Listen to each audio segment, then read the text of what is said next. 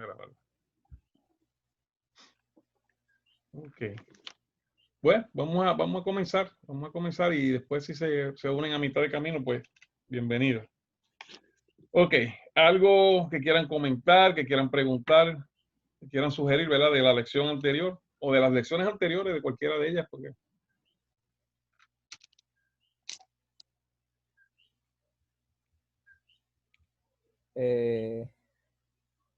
¿verdad? Una observación que puedo hacer. eh, Cuando estamos leyendo la palabra, vemos que el Señor eh, se manifestaba como forma de nube, ¿verdad? De columna de nube durante el día y columna de fuego durante la noche. He visto ¿verdad? Muchas prédicas, muchos pastores recibir el rema de que el propósito de la columna era para cuidar al pueblo durante el día, para que no sean quemados del sol, y del fuego durante la noche para alejar a la fiera o cuidarlos del frío extremo que pueda haber en un desierto.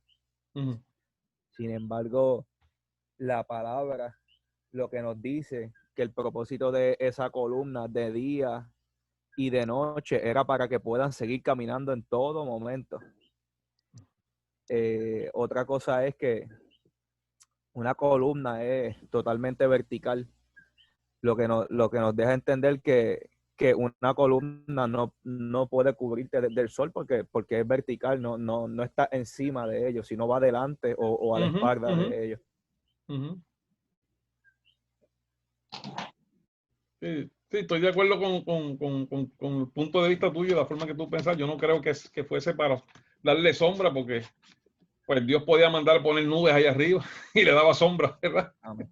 Y además, en otras, si fuese para protegerlo, pues entonces cuando protegió a Daniel de las bestias, pues cuando protegió a Daniel en el foso del león, no puso una columna de nubes, sino que el ángel de Dios estaba alrededor del pueblo cuidándolo. O sea que no sé de dónde sacan muchas veces esas interpretaciones, pero yo creo que la correcta, porque lo dice que era para guiarlo. La Biblia, la misma palabra lo dice que era guiarlo. O sea, Dios sabía por el camino que ellos tenían que ir, ¿verdad? Y Moisés estaba dirigido por Dios, ¿verdad? Y además de eso tenía pues visualmente, ¿verdad? Esta dirección del Espíritu Santo por medio de la columna para que ellos caminaran por el camino que tenían que ir.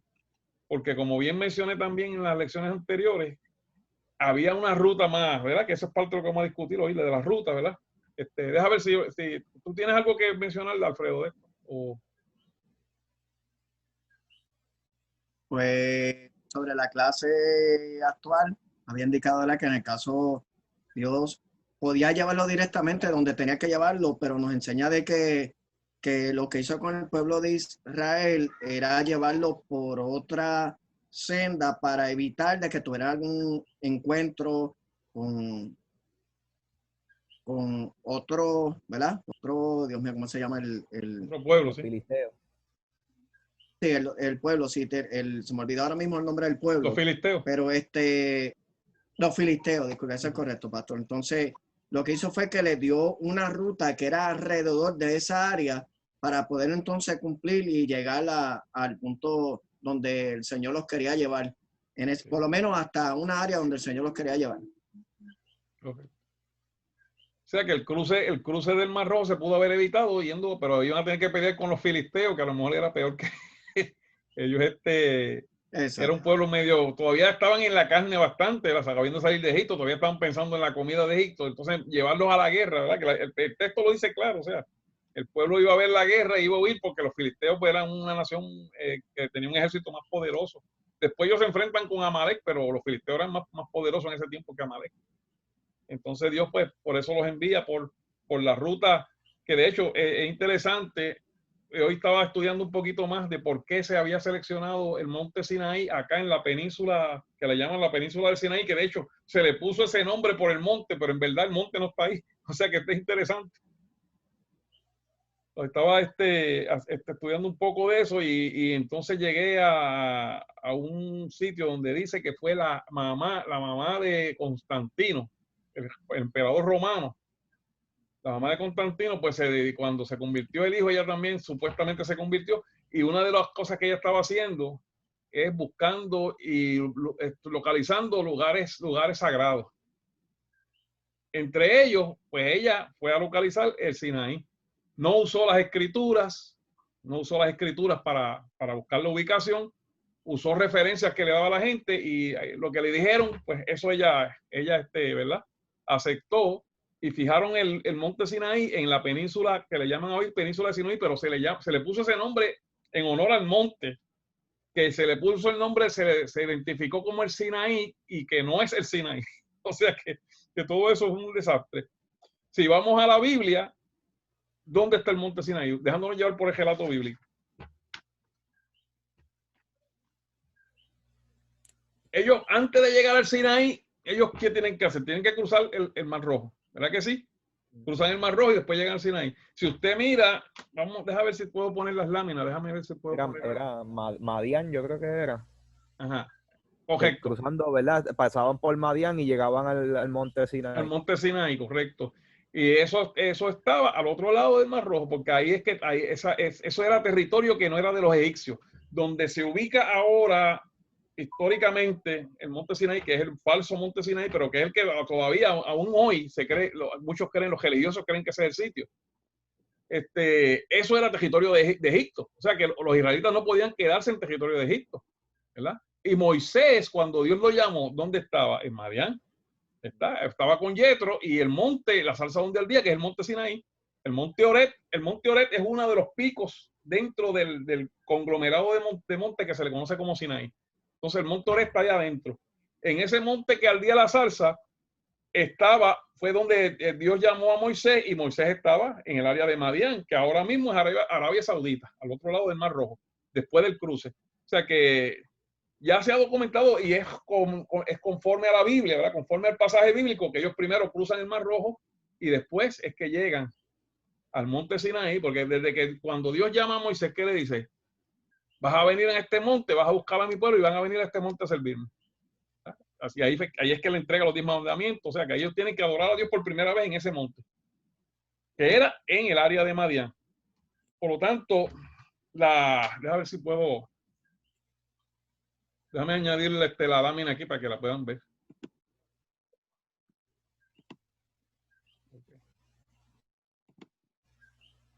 Ok. ¿La están viendo? Sí. Sí. Alfredo, ¿la ve? Correcto, sí la veo, pastor. Ok, mira esta ruta que se ve en amarillo, ¿eh? Aquí es en la costa de Egipto y esto es Gosén. Aquí era que estaban los israelitas. Aquí fue que ellos estuvieron todo el tiempo que estuvieron allá, los 400 años en ese territorio. Cuando ellos salen de Egipto, cruzan por aquí, ¿verdad? Que había como un vadito donde se podía cruzar este golfo, el Golfo de Suez. Se podía cruzar por aquí.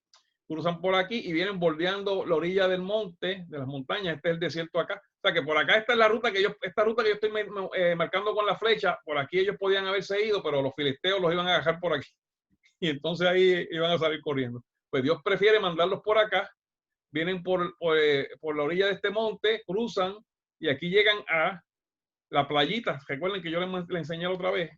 Y por aquí es que cruzan.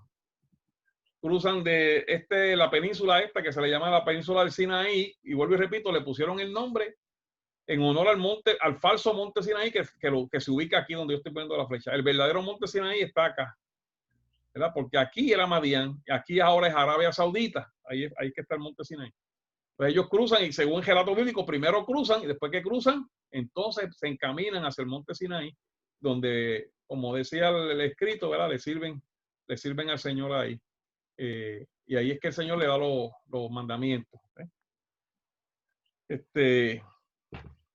O sea que eso está, yo creo que es súper claro y está conforme, ¿verdad? al texto bíblico en la cronología, ¿verdad? Ellos primero cruzan el mar y después van al Sinaí.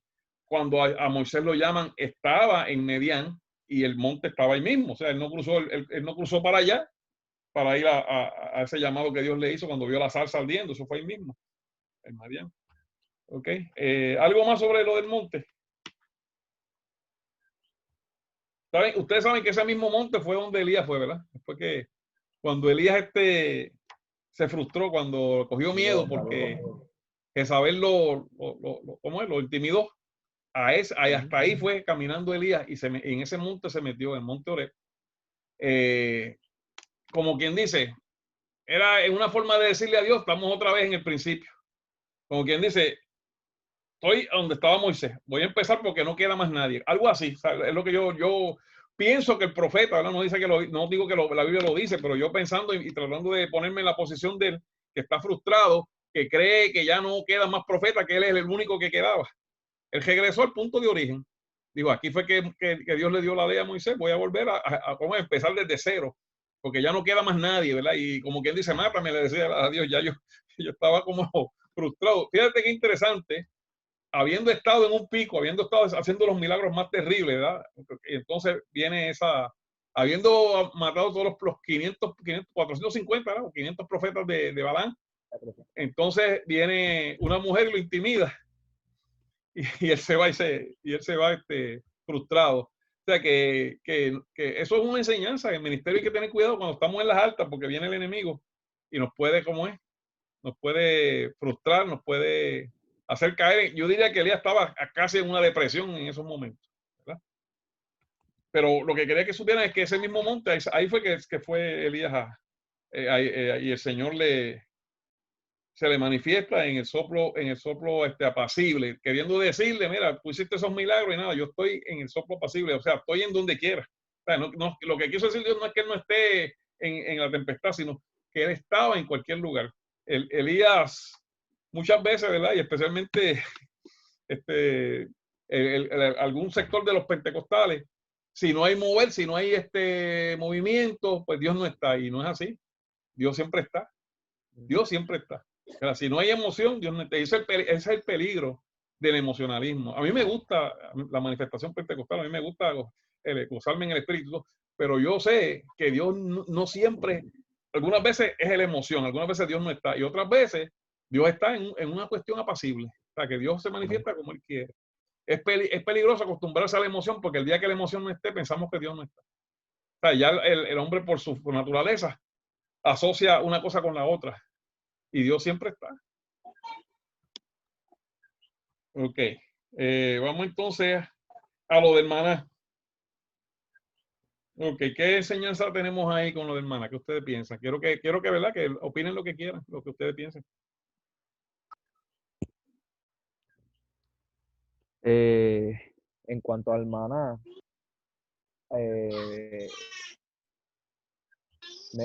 me gusta mucho un texto bíblico que dijo el salmista David, y él le decía al Señor que Él es su porción diaria. Okay.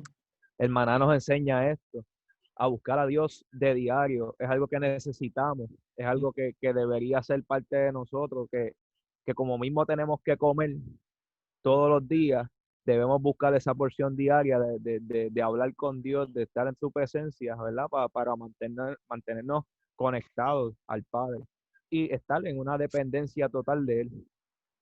El alimento espiritual. Correcto. Y también el hecho de que, bueno, deja que Alfredo comente, si Alfredo tiene algo, después yo.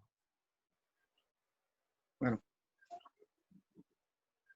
en la manera, en ese transcurso de esa ruta que Dios le entrega a Moisés para llevar al pueblo de Israel, es impresionante porque viendo los milagros, los prodigios, toda esa aventura, eso que es increíblemente, que eso es sobrenatural, todas esas cosas que sucedieron en ese tiempo, aún había personas que no creían, quizá por su incredulidad, quizá por su propia actitud. Y de hecho, cuando lo llevaron por donde están los marianitas, que aún así, que eso fue en ese transcurso, antes de llegar al monte Sinaí, cuando llegaron a aquel lugar, eran pocos los que estaban sobreviviendo porque tuvieron que pasarle una prueba y solamente llegar a los que tenían que llegar. Y eso es algo bien importante, de la cual me ministra mucho, porque a veces tenemos que pasar por circunstancias, y esa lectura nos enseña que no importa las circunstancias que estemos pasando, sino quien debe estar en nuestra mente y nuestra mirada donde debe estar ubicado es nuestro Señor Jesús, ¿verdad? Entonces, cuando ellos tuvieron ese encuentro que quizás no tuvieron con esa guerra en el momento de aquel pueblo que estaba en tormenta, pero la tuvieron con los marianitas. Entonces, que no importa el tiempo, ni la edad, ni nada, nos enseña de que nunca es tarde para seguir caminando a lo que Dios nos entrega. Y eso a mí me ministra mucho esa lectura. Amén. Sí, es cierto, o sea, la enseñanza del maná es dependencia de Dios diaria, o sea, dependemos de, según nuestra carne necesita alimento diario, pues también nuestro espíritu necesita, ¿verdad? Saciarse de la fuente de vida, que es el Señor, el alimento espiritual que nos mantiene vivos y conectados con Él, creciendo. Y es interesante también que Dios los pone en un sitio donde no hay agricultura, en un desierto donde no hay comida, o sea que ¿cómo es? Dios le está demostrando, mira, aquí no hay nada y no se van a morir porque yo les voy a suplir. Dios los está poniendo en una situación extrema para glorificarse, ¿verdad? Con la cuestión del maná. Los sábados no se podía recoger maná, era nada más que el viernes se recogía doble porción. Entonces, fíjense, lo que mencionó Orlando, quiero añadirle, era Dios enseñándole a que dependieran de él y que tenían que depender diariamente porque no podías coger porción para otro día, excepto para el sábado. O sea, que tú no puedes decir, no, espérate, pues yo voy a coger el de hoy y de mañana y mañana no me tengo que levantar a buscarlo. O sea, que Dios lo que quería hacer es que ellos diariamente dependieran de él. Y eso pues nos habla del Espíritu Santo por ahí, que de la misma forma nosotros dependemos de él diariamente para todo nuestro hacer, para todo lo que vamos a hacer. Muchas veces pensamos que solo necesitamos a Dios cuando vamos a predicar, cuando vamos a enseñar la Biblia. No, nosotros necesitamos a Dios para todo lo que vamos a hacer. Digo, si queremos hacerlo bien. Podemos hacer las cosas sin contar con Dios, pero no nos van a quedar igual, no nos van a quedar bien. Amén. Amén. Quiero añadir también que en este texto bíblico podemos ver lo mismo que Jesús nos dijo, ¿verdad? Cuando dijo que lo que pidan se os dará. ¿Sabes? El pueblo de Israel se estaba quejando y estaba murmurando diciendo, ojalá nos hubiésemos quedado y hubiésemos comido el pan hasta saciarnos. Y el Señor, la contestación fue, oh, lo que ustedes quieren es pan. Pues yo voy a hacer que llueva pan entonces, ¿entiendes? Hasta que se sacien. Sí.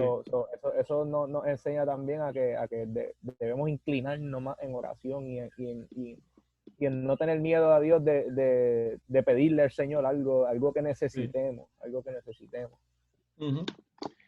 Y que Dios discierne el corazón, porque fíjate que también ellos cometieron un error al codiciar la carne que comían en Egipto y entonces el Señor los castigó porque entonces le dio ave, ¿verdad?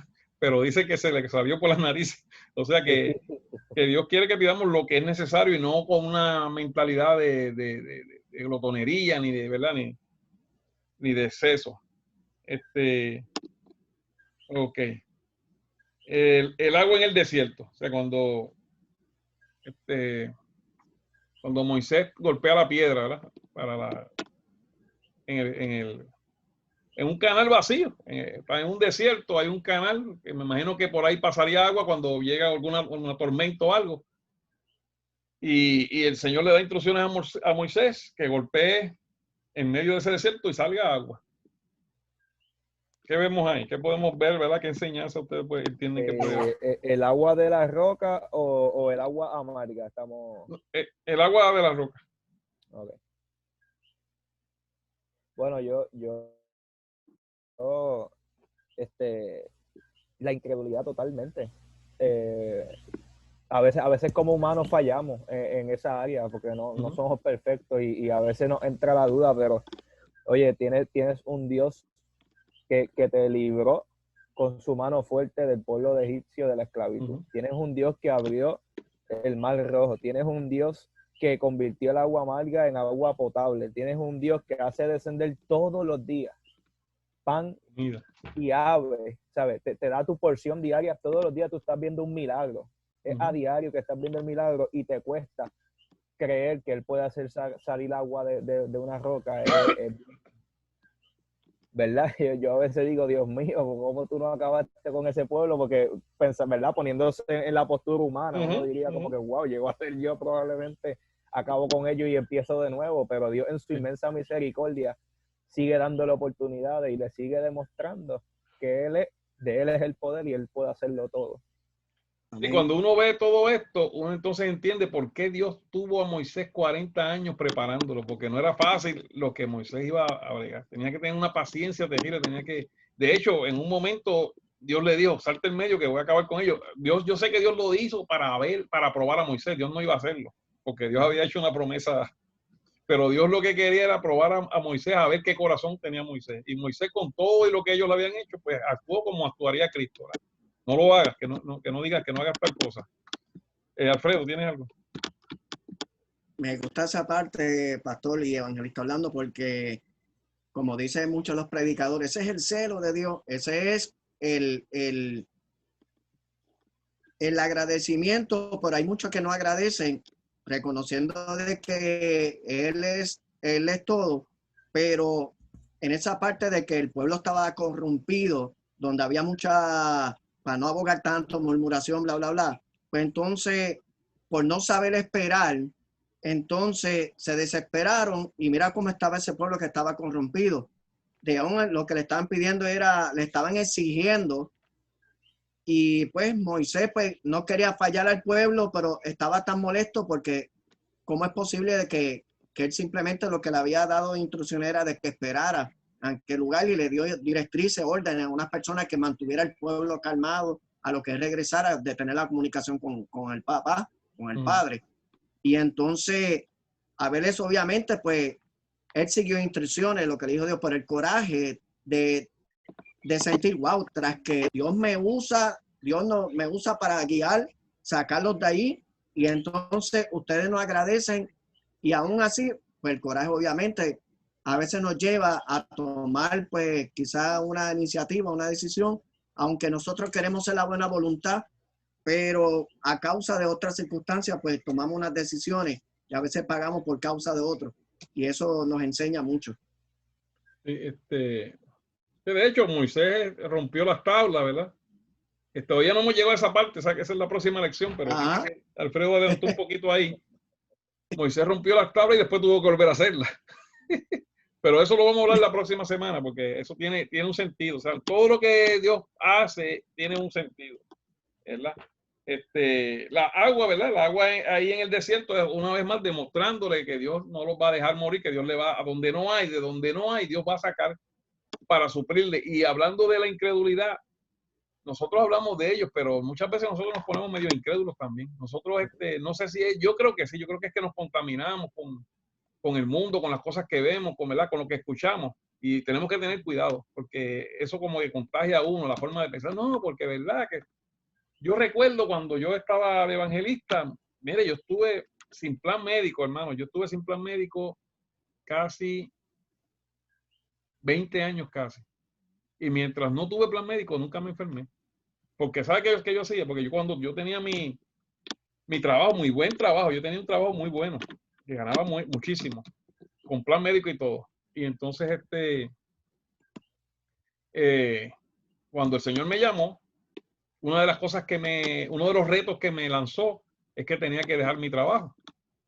Un trabajo, una carrera con el gobierno federal, ya yo iba a cumplir 20 años, que después de 20 años tenía derecho a retiro, y tenía un buen sueldo. Yo ahora mismo, si me hubiese quedado trabajando con el gobierno federal, estuviera ganando casi $100,000, ahora mismo, si estuviese, en el ritmo que yo iba. Pero no me arrepiento nunca, al contrario, estoy contento de lo que hice, porque si yo no hubiese dado ese paso, no hubiese conocido al Señor como lo conozco ahora, ¿verdad? Y quién sabe lo que hubiese pasado, porque el diablo me estaba tirando a matar, pero bien duro. Entonces, yo tuve que dejar el trabajo, y al dejar el trabajo me quedé sin plan médico. Entonces, cada vez que me quería venir a mí una enfermedad o cualquier cosa, o cualquier síntoma, o a mi esposa, yo decía, Señor, yo tenía un plan médico y tú me llamaste a trabajar. Eso es un problema tuyo, tú tienes que cubrirme. Mire, hermano, yo estuve casi 20 años, le digo que no, nada. Y si me iba a dar algo, yo mencionaba esto, le recordaba, Señor, yo tenía mi plan médico, a ratito ya estaba bien. Gloria al Señor Jesús. Sonia, Dios te bendiga. Bienvenida. ¿Tienes audio hoy?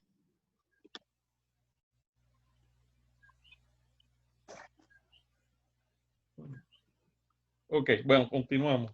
¿Tienes audio, Sonia? Sonia le va a pelear 2 horas con el audio. Ok, O sea que el agua también es otra forma de Dios mostrarnos. Y un pueblo, pero es que este pueblo fue bien cabezón porque las obras que Dios hizo fueron bien terribles. Y ellos volvían a lo mismo, volvían a los ídolos. Bueno, es una cosa terrible, pero vuelvo y repito, naturaleza humana, ¿verdad? Aún Tomás, que estuvo con Cristo y vio todos los milagros, tampoco creyó, ¿verdad? Ok, vamos entonces ahora. Algo más que se tenga que comentar de lo del agua en el desierto, ya estamos con eso. Sí, entiendo que... Estamos. Vamos entonces a la guerra con Amalek, ¿verdad? Que ese fue el último tema que se cubrió en la lección.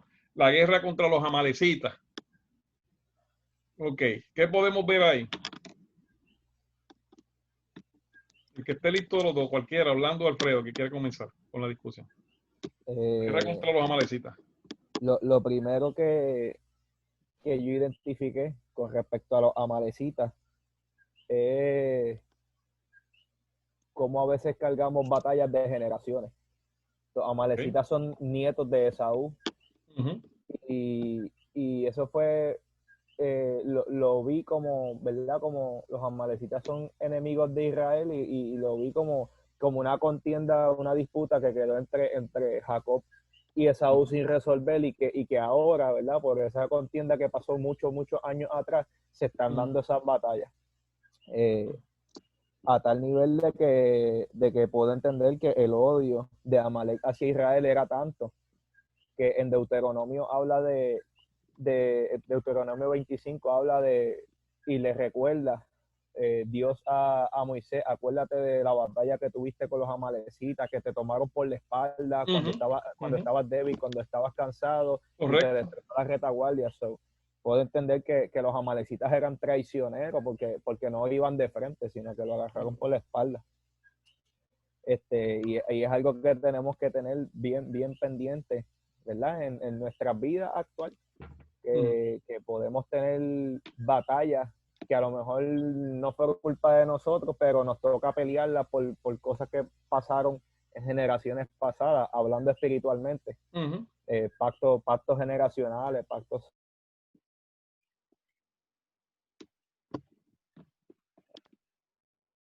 Sí, te quedaste frisado. Y romper con eso.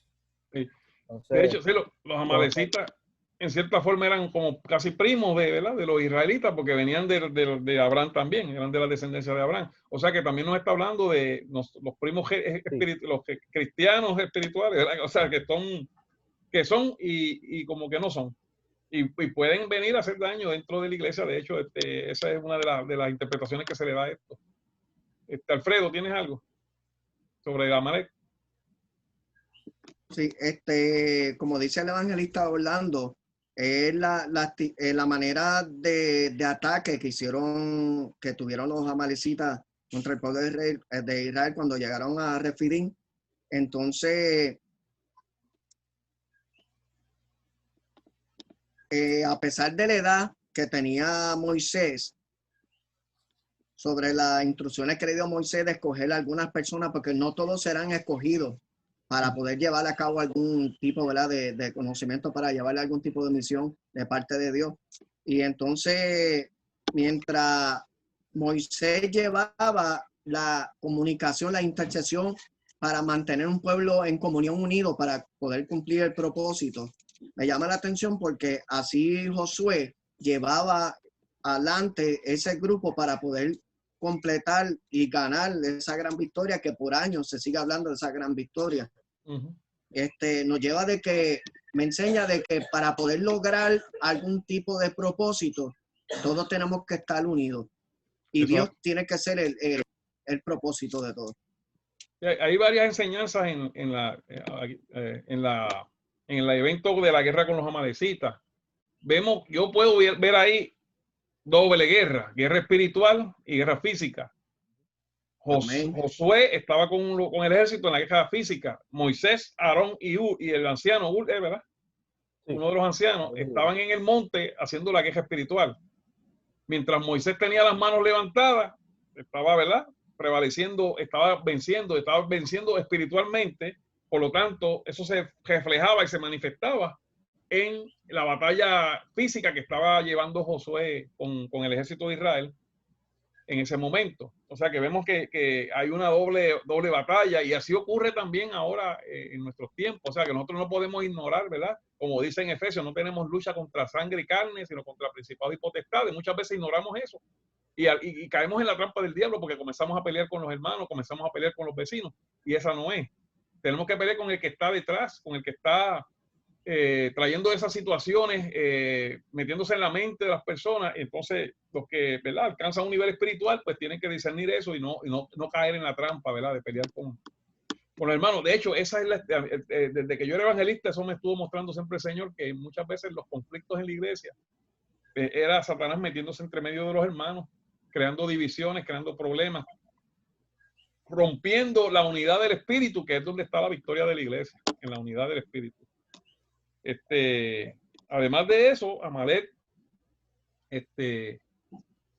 como mencionó Orlando, trascendió más tarde porque a Saúl se le da una misión.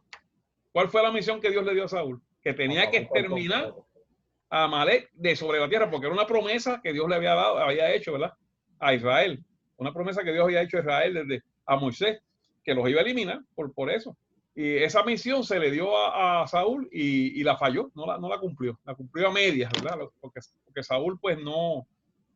Saúl se desvió en un momento, yo entiendo que Saúl se vanaglorió, Saúl ya no quería, se hizo político, vamos. Empezó bien y se metió a la política y ya no le importaba mucho Dios, le importaba más la posición de rey. Entonces, por eso fue que Dios lo descartó también. Ok, ¿te estás escuchando, Sonia? Yo creo que no se ha podido comunicar. Pues ese era el último tema. Pastor, si me permite comentar un último seguro. Punto. Seguro. Me deja saber el versículo 12 que dice, y las manos de Moisés se cansaban, por lo que tomaron una piedra y la pusieron debajo de él y se sentó sobre ella. Aarón y Hur sostenían sus manos y el uno estaba de un lado y el otro de otro. Es un texto que a lo mejor pueda parecer muy sencillo, pero me deja saber que no importa cuán ungido tú seas, no importa cuánta presencia de Dios tú cargues, siempre vamos a necesitar la ayuda de nuestros hermanos. Amén. Siempre vamos a necesitar a alguien que nos levante las manos y siempre vamos a necesitar descanso. Que si me preguntas a mí, yo veo este texto como la iglesia de Cristo, siendo Cristo la roca sobre quien estamos parados. Moisés se sentó y siendo Aarón y Hur sobre el Señor, sí que nos levantan las manos a través de la oración, a través del ayuno, a través de trabajar con nosotros. Amén. Sí, ese punto sí, yo lo tenía pendiente, pero Orlando lo trajo. Yo iba a hablar de eso mismo. Es cierto, todos los líderes necesitamos ese apoyo, ese levantar de las manos, porque nos cansamos, porque somos humanos. Y muchas veces el pastor especialmente no puede demostrar dentro de la congregación esas cosas porque va a transmitirle debilidad a la iglesia. Tiene que en su posición de pastor tiene que fingir, pero en su posición de humano, cuando sale de ahí, llora, sufre como cualquier otro y necesita el apoyo espiritual. Y es muy cierto y muy importante, ¿verdad?, que levantemos las manos a los pastores, porque si no, pues la guerra espiritual se pierde, y si se pierde, pues el pueblo es el que está perdiendo completo, ¿verdad? El tiempo ya se nos está acabando. Sonia, ¿no lograste activar el audio? Sonia está peleando con el audio todavía. Pero nada, ella puede ver el video después. Porque ya me salió el mensaje de que nos quedan unos minutos nada más. Así que nos quedan 2 minutos. No sé si me estás escuchando, Sonia, pero el tiempo se nos está acabando ya. Después, yo lo grabé, así que lo voy a poner, voy a enviar el enlace y después pueden ver los que no, ¿verdad? Pueden ver la discusión que estuvo muy buena. Hoy era breve, corta, pero estuvo muy buena. Y se trajeron puntos bastante interesantes. ¿Quién oró la última vez para despedirnos? ¿Quién fue? Bueno, las últimas veces yo no estuve. Si desea, yo puedo hacer la oración. Pues sí, la última fue Alfredo. Pues ahora tú despide, Orlando despide. Amén.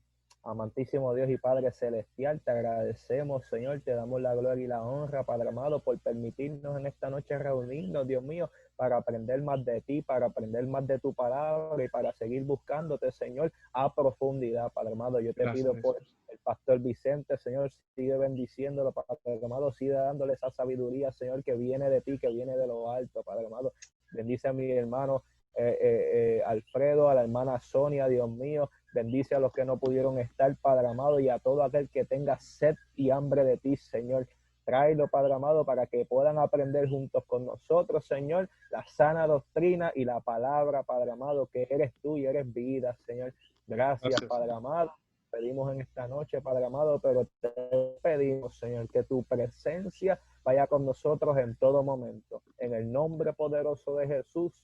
Amén y amén. Amén. Pues Dios me lo bendiga, pues. Entonces, yo como quiera voy a poner el enlace. Después, si alguien quiere repasarlo. Y pues Sonia, que entró tarde, y los que no van a entrar, pues pueden ver la grabación. Dios lo guarde mucho. Y entonces, pues, el jueves, pues estoy poniendo la clave a la próxima lección. Dios los bendiga. Amén. Dios los bendiga. Amén. Bye.